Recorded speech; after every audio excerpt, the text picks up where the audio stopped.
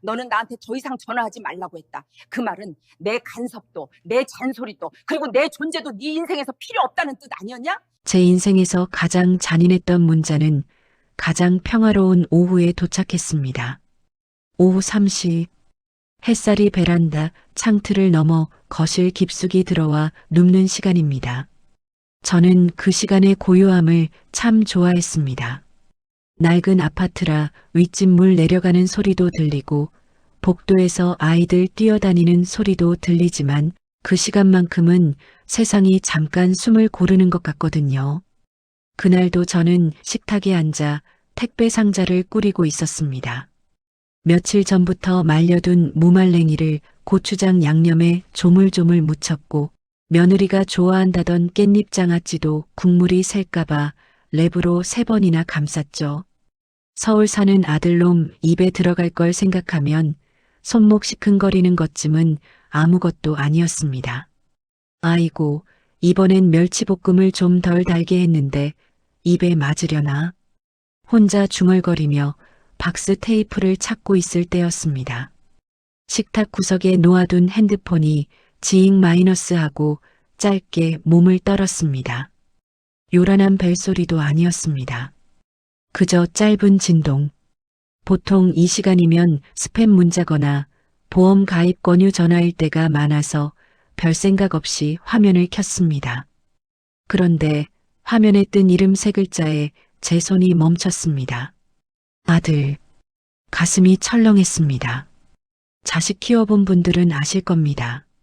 아들한테 먼저 연락이 온다는 건 대개 둘 중 하나라는 걸요. 아주 좋은 일이 있거나 아니면 아주 나쁜 일이 생겼거나. 급하게 안경을 고쳐 쓰고 메시지 창을 열었습니다. 장문의 메시지일 거라 생각했습니다. 엄마, 이번 주말에 갈게요 라거나 반찬 잘 먹었어요. 같은 살가운 내용일지도 모른다고 아주 찰나의 순간 기대도 했습니다. 하지만 화면에 떠 있는 건 딱 한 줄이었습니다. 엄마, 당분간 전화하지 마세요. 연락 안 하셨으면 좋겠어요. 숨이 턱 막혔습니다. 잘못 본 건가 싶어 안경을 벗고 눈을 비볐습니다. 다시 봐도 글자는 그대로였습니다. 인사말도 없었습니다. 이유도 없었습니다.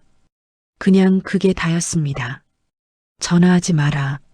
마치 스팸 문자를 차단하듯 귀찮은 잡상인을 쫓아내듯 던져진 그 차가운 한 문장. 손이 바들바들 떨리기 시작했습니다. 핸드폰을 쥔 손에 힘이 빠져 식탁 위로 툭 하고 떨어뜨렸습니다. 내가 뭘 잘못했나? 지난주 통화가 생각났습니다. 별 얘기 안 했습니다. 그저 밥은 먹고 다니냐, 애들은 잘 크냐, 날 추워지는데 보일러는 잘 돌아가냐. 대한민국 엄마라면 누구나 하는 그런 안부였습니다.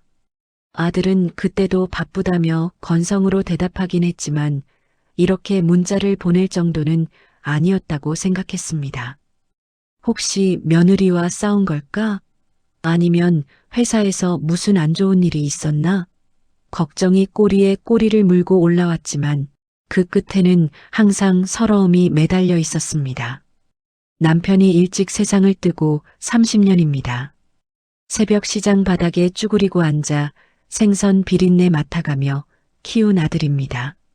내 입에 들어가는 고기 한 점 아까워도 아들놈 운동하는 메이커로 신겨야 직성이 풀렸던 세월이었습니다. 장가갈 때 큰절 올리며 눈물 짓던 그 아들이 맞나 싶었습니다. 바로 전화를 걸어 따지고 싶었습니다. 야, 이놈아, 이게 무슨 소리냐? 애미한테 이게 할 말이냐? 소리라도 지르고 싶었습니다. 하지만 통화 버튼 위에서 제 엄지손가락은 얼어붙은 듯 움직이지 않았습니다. 연락 안 하셨으면 좋겠어요. 그 문장의 마침표가 마치 제 가슴에 박힌 대모처럼 느껴졌습니다. 내가 지금 전화를 걸면 아들은 받을까? 아니, 받더라도 짜증을 내겠지. 어쩌면 내 목소리를 듣는 것조차 끔찍해하고 있을지도 모릅니다. 식탁 위에는 뚜껑도 닫지 못한 무말랭이 반찬통이 덩그러니 놓여 있었습니다. 고소한 참기름 냄새가 역하게 느껴졌습니다. 저는 반쯤 포장된 택배 상자를 멍하니 바라보다가 베란다 문을 열고 박스를 구석으로 밀어버렸습니다. 아들의 문자가 온 지 일주일이 지났습니다. 그리고 한 달이 지났습니다. 집안에는 이상한 고요가 자리 잡았습니다. 예전에 평화롭던 정막과는 달랐습니다. 마치 숨을 참고 있는 듯한 팽팽하고 무거운 침묵이었습니다. 저는 핸드폰을 무음으로 바꿔두었습니다. 어차피 울릴 리 없다는 걸 알면서도 혹시나 벨소리를 놓칠까봐 화장실 갈 때도 들고 가던 그 핸드폰을 이제는 안방 서랍장 위에 뒤집어 놓았습니다. 까만 액정이 저를 비웃는 것 같아서 쳐다보기도 싫었습니다. 베란다 구석에 처박아둔 택배 상자에서는 시큼한 냄새가 나기 시작했습니다. 무말랭이는 곰팡이가 슬었을 테고 깻잎 장아찌는 쉬어 터졌겠죠. 음식물 쓰레기통에 갖다 버려야 하는데 도무지 손이 가지 않았습니다. 저걸 버리는 순간 정말로 자식과의 인연을 제 손으로 내다버리는 것 같아서요. 하루는 밥을 먹다가 저도 모르게 숟가락을 놓았습니다. 찬밥에 물 말아 먹는 제 모습이 처량해서가 아니었습니다. 30년 전 남편 장례 치르고 돌아와 어린 아들을 앉혀두고 꾸역꾸역 밥을 밀어 넣던 날이 생각나서였습니다. 민호야, 우린 살아야 한다. 엄마가 너 꼭 보란 듯이 키울 거야. 그때의 그 다짐이, 그 치열했던 세월이 문자 한 통으로 부정당했다는 사실을 인정하기가 싫었습니다. 분노가 치밀어 오르기도 했습니다. 내가 너를 어떻게 키웠는데? 내가 나한테 이러면 안 되지. 내가 내 똥 기저귀 갈아주고 대학 등록금 된다고 파출부까지 했는데 밤이면 억울해서 이불을 걷어찼습니다. 당장이라도 서울로 쫓아가 아들 멱살을 잡고 흔들고 싶었습니다. 하지만 아침이 되면 그 분노는 다시 깊은 그리움과 체념으로 바뀌어 있었습니다. 아들의 프로필 사진이 바뀐 걸 훔쳐봅니다. 며느리, 손주와 함께 놀이공원에 가서 환하게 웃고 있는 사진. 그 사진 속에서 아들은 참 행복해 보였습니다. 엄마인 제가 없는 세상에서도 그는 아무런 불편 없이 오히려 더 홀가분하게 잘 살고 있는 것 같았습니다. 그걸 깨닫는 순간 맥이 탁 풀렸습니다. 아, 나는 이제 저 아이 인생의 필수품이 아니구나. 인정하고 싶지 않았던 진실을 마주하자 오기가 생겼습니다. 그래, 내가 이기나 한번 보자. 저는 그때부터 핸드폰을 아예 꺼버리는 연습을 했습니다. 처음엔 1시간, 그 다음엔 반나절. 핸드폰을 끄고 동네 뒷산을 걸었습니다. 억새가 바람에 흔들리는 소리를 듣고 약수터에서 찬물도 한 바가지 들이켰습니다. 누군가 할머니, 혼자 오셨어요? 하고 물으면 예전 같았으면 아들이 서울에 있어서 하고 구구절절 설명했을 텐데 이제는 그냥 웃으며 대답합니다. 네, 혼자가 편해요. 그렇게 2달이 흘렀습니다. 계절이 바뀌어 찬 바람이 문틈을 파고들 때쯤 썩어가던 베란다의 택배 상자를 치웠습니다. 곰팡이 핀 반찬들을 음식물 쓰레기 봉투에 담으며 저는 울지 않았습니다. 비워낸 반찬통을 씻어 찬장에 넣으며 생각했습니다. 이제 기다림은 끝났다. 나는 너를 기다리는 게 아니라 나를 데리고 살아가야 한다. 그런데 참 얄궂죠. 마음을 비우고 이제 겨우 혼자 서는 법을 익혀가던 바로 그날. 꺼놓았던 핸드폰을 켜자마자 거짓말처럼 벨이 울리기 시작했습니다. 핸드폰이 요란하게 울어댔습니다. 식탁 위에 올려둔 전화기가 윙윙거리며 몸부림칠 때마다 제 심장도 쿵쿵 소리를 내며 뛰었습니다. 2달 만입니다. 더 이상 전화하지 말라던 그 아들이 먼저 전화를 걸어온 겁니다. 받아야 할까? 말아야 할까? 수만 가지 생각이 머릿속을 스쳤습니다. 사고라도 난 건가? 누가 아픈가? 아니면 이제야 마음이 좀 풀려서 엄마가 보고 싶어진 걸까? 벨소리가 끊어지기 직전 저는 떨리는 손으로 통화 버튼을 눌렀습니다. 여보세요? 목소리가 갈라져 나왔습니다. 기침을 한 번 하고 다시 전화기를 귀에 댔습니다. 수화기 너머로 짧은 정적이 흘렀습니다. 그리고 익숙하지만 낯선 목소리가 들려왔습니다. 엄마. 전화 받으셨네. 민우였습니다. 그런데 목소리가 이상했습니다. 죄송해하는 기색도 반가워하는 기색도 아니었습니다. 무언가 쫓기는 듯 그러면서도 애써 아무렇지 않은 척하려는 목소리. 그래, 오랜만이다. 최대한 담담하게 대답하려 애썼습니다. 여기서 제가 울먹이거나 반가워하면 지는 것 같았거든요. 아니, 지는 게 문제가 아니라 제가 지난 2달간 쌓아 올린 마음의 벽이 와르르 무너질 것 같았습니다. 잘 지내셨어요? 날씨 추워졌는데. 그래, 나야 뭐 똑같지. 별일 없니? 의례적인 안부가 오갔습니다. 마치 옆집 사람과 대화하듯 건조한 대화였습니다. 아들은 뜸을 들였습니다. 저기 엄마, 사실은 마른 침을 삼키는 소리가 수화기를 타고 넘어왔습니다. 제 가슴이 조여들었습니다. 드디어 사과를 하려는 걸까? 그때 문자 보내서 죄송해요. 제가 미쳤었나 봐요라고 말하려는 걸까? 저는 저도 모르게 전화기를 쥔 손에 힘을 주었습니다. 급하게 좀 부탁드릴 게 있어서요. 부탁? 예상치 못한 단어에 눈이 깜빡거렸습니다. 무슨 부탁? 그게 제가 이번에 친구랑 작게 투자를 좀 했는데요. 그게 상황이 좀 꼬여서 당장 막아야 할 돈이 좀 생겼어요. 순간 귀에서 B- 하는 이명 소리가 들리는 듯 했습니다. 투자? 돈? 2달 만에 전화해서 대뜸한다는 소리가 돈 이야기라니. 얼마나? 필요한데? 3천이요. 3천만 원 정도만 있으면 급한 불은 꺼요. 다음 달에 보너스 나오면 바로 갚을게요. 엄마 통장에 그 정도는 있으시죠? 저 결혼할 때 남은 돈 있다고 하셨잖아요. 아들은 마치 맡겨놓은 돈을 찾으러 온 사람처럼 자연스럽게 말했습니다. 기가 찼습니다. 헛웃음이 나오려는 걸 억지로 참았습니다. 민호야. 네, 엄마. 계좌번호 문자로 찍어드릴게요. 오늘 중으로 좀 부탁드려요.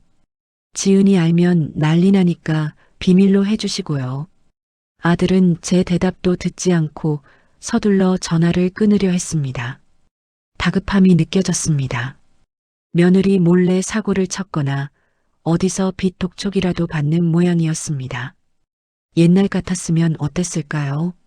아들이 죽는 소리를 하면 저는 쌈짓돈이고 보험이고 다 깨서 보냈을 겁니다. 내 새끼 기죽으면 안 되지. 오죽하면 엄마한테 손을 벌릴까 하면서요. 제 노후 자금이 바닥나는 것보다 아들 한숨소리가 더 무서웠던 저니까요. 하지만 지금은 달랐습니다. 지난 2달 베란다에서 썩어가던 반찬 냄새가 다시 코끝에 맴돌았습니다.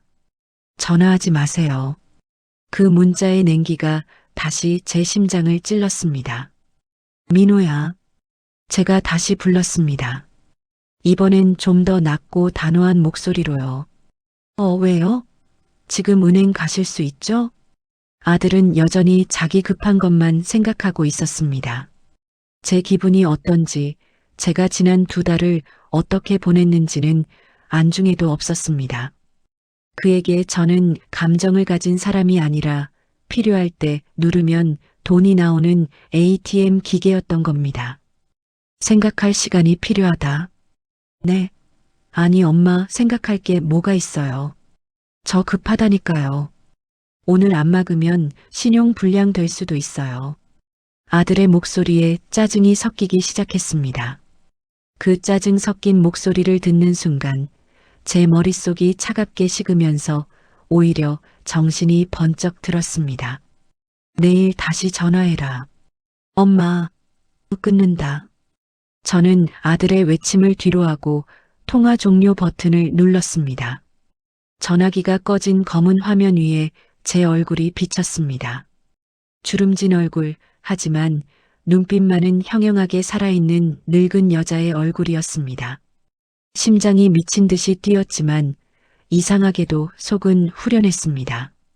평생 아들의 눈치를 보며 살았던 제가 처음으로 아들의 말을 끊었습니다. 식탁에 앉아 통장을 꺼냈습니다. 농협 통장 하나, 우체국 통장 하나. 시장에서 콩나물값 갚고 겨울 점퍼 한 벌 안 사 입으며 모은 돈입니다. 3천만 원. 줄 수 있습니다. 이거 주면 아들은 당장 고맙다고 하겠죠. 다시 예전처럼 가끔 전화도 하고 겉으로는 평화로운 모자 관계로 돌아갈 수 있을 겁니다. 하지만 그게 정말 저를 위한 일일까요? 아니, 그게 정말 아들을 위한 일일까요? 돈을 주면 아들은 영원히 모를 겁니다. 자신이 어머니 가슴에 어떤 대못을 박았는지, 그리고 부모 자식 관계에서도 지켜야 할 선이 있다는 것을요. 밤이 깊도록 저는 통장을 쓰다듬으며 앉아 있었습니다. 내일 아침이 되면 결단을 내려야 합니다. 이 돈은 제 노후 자금이기도 하지만 동시에 제 자존심이기도 했습니다. 창밖으로 찬 바람이 윙윙 불어왔습니다. 내일은 더 추울 거라고 했습니다. 하지만 저는 왠지 내일 아침엔 아주 뜨거운 국밥 한 그릇을 혼자서도 씩씩하게 사 먹을 수 있을 것 같다는 예감이 들었습니다. 밤새 한숨도 못 잤습니다. 하지만 몸은 피곤하지 않았습니다. 오히려 머릿속은 새벽 공기처럼 맑고 차가웠습니다. 오전 10시 약속한 대로 아들에게서 전화가 왔습니다. 벨이 한번 울리기도 전에 끊길까봐 조바심 내는 게 느껴질 정도로 급한 신호였습니다. 여보세요. 엄마, 은행 다녀오셨어요? 지금 바로 보낼 수 있죠? 아들의 목소리는 다급함을 넘어 당연함으로 가득 차 있었습니다. 엄마니까 자식이 죽겠다는데 당연히 해줬겠지 하는 그 뻔뻔한 믿음. 예전 같았으면 그 믿음이 고마웠을 텐데 오늘은 그게 뼈아픈 회초리처럼 느껴졌습니다. 저는 식탁 의자를 끌어당겨 바르게 앉았습니다. 민호야. 아, 네. 계좌번호 다시 불러드려요? 돈 못 준다. 수화기 너머로 정적이 흘렀습니다. 숨을 들이키는 소리가 들렸습니다. 네. 엄마, 뭐라고요? 지금 잘못 들은 거죠? 잘못 들은 거 아니다. 돈 못 빌려준다고 했다. 엄마, 지금 장난하세요? 저 진짜 급하다고요. 이거 못 막으면 저 회사에서도 곤란해지고 엄마 돈 있잖아요. 있는 거 다 아는데 왜 그래요? 아들은 소리를 지르기 시작했습니다. 당황스러움이 분노로 바뀌는 건 순식간이었습니다. 그래, 있다. 내가 달라는 3천만 원 통장에 있어. 그런데 왜 안 주는데요? 아들 죽는 꼴 보고 싶어서 그래요? 며느리한테 말도 못하고 엄마한테 사정하는 건데 어떻게 엄마가 이래요? 민호야. 저는 아들의 고함에도 목소리 톤을 높이지 않았습니다. 2달 전 내가 나한테 보낸 문자 기억하냐? 아들이 잠시 멈칫했습니다. 그게 지금 무슨 상관이에요? 그때는 제가 너무 스트레스 받아서. 상관이 왜 없니? 너는 나한테 더 이상 전화하지 말라고 했다. 그 말은 내 간섭도, 내 잔소리도, 그리고 내 존재도 내 인생에서 필요 없다는 뜻 아니었냐? 아니, 그건 그냥 연락 좀 줄여달라는 거였지. 아니, 나는 그렇게 안 받아들였다. 너는 선을 그었고 나는 그 선을 넘지 않으려고 2달 동안 죽은 듯이 살았다. 내가 밥은 먹었는지 궁금해도 참았고 목소리가 듣고 싶어도 참았다. 왜? 내가 원했으니까. 그게 너를 존중하는 방식이라 생각했으니까. 목이 메어왔지만 침을 꿀꺽 삼키며 말을 이었습니다. 그런데 민호야, 필요 없을 땐 남이고 아쉬울 땐 엄마냐? 수화기 너머 아들의 숨소리가 거칠어졌습니다. 아무 말도 하지 못하고 있었습니다. 내가 선을 그었으면 그 선 안에서 내가 해결해야지. 나는 이제 내 인생의 비상금 통장이 아니다. 내가 나를 밀어냈을 때 내 지갑도 같이 밀어낸 거야. 엄마, 너무하시네 진짜. 돈 때문에 자식하고 연 끊겠다는 거예요? 아들은 마지막 카드로 폐륜이라는 죄책감을 제게 뒤집어 씌우려 했습니다. 아니, 연을 끊는 게 아니라 이제야 제대로 된 부모 노릇하는 거다. 30 넘은 아들, 똥 기저귀 그만 갈아주려는 거야. 저는 잠시 숨을 고르고 마지막 한마디를 던졌습니다. 이 문제 내가 알아서 해결해라. 며느리한테 솔직하게 말하고 같이 갚든 대출을 받든 그게 어른이다. 그리고 돈 문제 해결되면 그때 연락해라. 돈 필요해서가 아니라 진짜 엄마가 보고 싶을 때 그때 다시 전화해. 저는 미련 없이 종료 버튼을 눌렀습니다. 전화가 끊어진 정적 속에서 저는 핸드폰을 가슴에 품고 고개를 숙였습니다. 참았던 눈물이 후두둑 무릎 위로 떨어졌습니다. 속이 시원할 줄 알았는데 아팠습니다. 내 새끼 벼랑 끝에서 손 놓은 것 같아 가슴이 미어지게 아팠습니다. 하지만 동시에 알았습니다. 제가 오늘 아들을 살린 거라는 걸요. 돈으로 덮은 문제는 언젠가 다시 터지지만 스스로 책임진 문제는 삶의 근육이 된다는 걸 60년 넘게 살아온 저는 알았습니다. 거울 속에 제가 울면서 웃고 있었습니다. 잘했다, 순호가. 진짜 잘했다. 저는 스스로 제 어깨를 토닥였습니다. 비로소 저는 아들의 엄마가 아니라 김순옥이라는 한 인간으로 다시 태어난 기분이었습니다. 그날 이후 저는 핸드폰 번호를 바꾸지 않았지만 아들의 전화는 오지 않았습니다. 아마 원망했겠죠. 지독한 노인네라고 욕했을지도 모릅니다. 하지만 저는 더 이상 불안하지 않았습니다. 대신 저는 문화센터에 등록했습니다. 평생 해보고 싶었던 서예를 배우기 시작했습니다. 먹을 갈 때 나는 은은한 향기가 좋았습니다. 하얀 화선지 위에 검은 획을 그을 때마다 제 마음속 응어리들도 하나둘 종이 위로 스며들어 사라지는 것 같았습니다. 그렇게 계절이 한 번 더 바뀌고 봄 기운이 아스팔트 위로 아른거리던 어느 주말이었습니다. 초인종이 울렸습니다. 택배인가 싶어 문을 열었는데 현관 앞에 낯익은 구두가 보였습니다. 아들이었습니다. 양손에는 아무것도 없었습니다. 예전처럼 뻔질나게 들고 오던 홍삼 박스도 과일 바구니도 없었습니다. 빈손이었습니다. 그리고 얼굴은 꽤나 수척해져 있었습니다.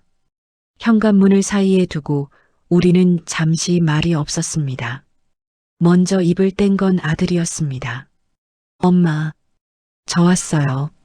목소리에 힘이 없었지만 예전에 그 짜증 섞인 톤은 아니었습니다.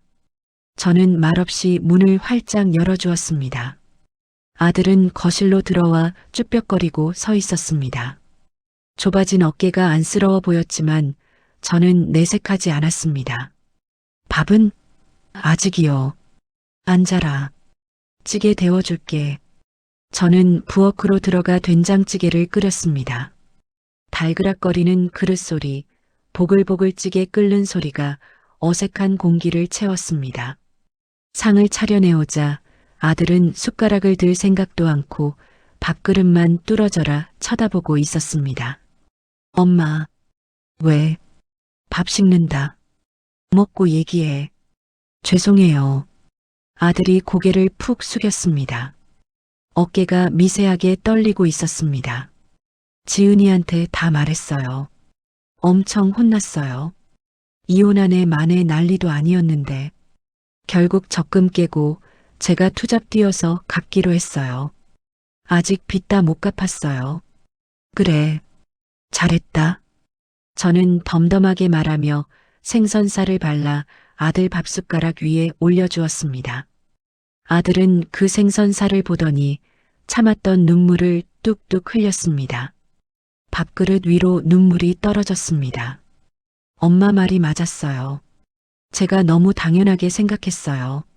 엄마는 항상 거기 있고 내 맘대로 해도 되고 돈 필요하면 달라고 해도 되는 그런 사람인 줄 알았어요.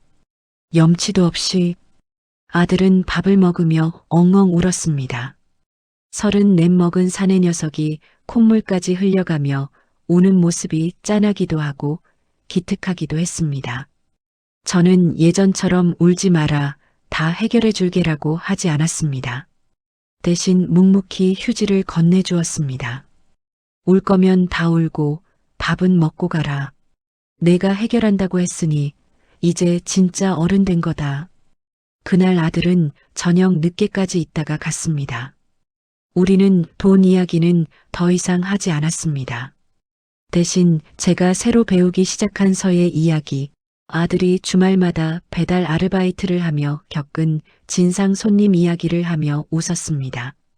처음이었습니다. 아들과 제가 모자 관계에 의무감 없이 사람 대 사람으로 대화를 나눈 것은요. 아들이 돌아가는 길 엘리베이터 앞에서 그가 제 손을 잡았습니다. 엄마, 자주 전화는 못 드려요. 저 투잡 뛰느라 바쁘거든요. 알았다. 나도 바쁘다. 서예 숙제해야 해. 우리는 서로 마주보고 피식 웃었습니다. 그래도 가끔 밥 먹으러 올게요. 빈손으로 와도 되죠? 밥값은 설거지로 해라. 자식은 자식의 인생이 있고 나는 나의 인생이 있습니다. 서로의 삶을 침범하지 않고 각자의 자리에서 단단하게 서 있을 때 우리는 비로소 웃으며 만날 수 있습니다. 저는 베란다 창문을 열었습니다. 밤 공기가 시원했습니다. 내일은 친구들과 꽃구경을 가기로 했습니다. 김밥은 제가 싸기로 했고요. 제 인생의 봄날은 어쩌면 이제부터 시작인지도 모르겠습니다.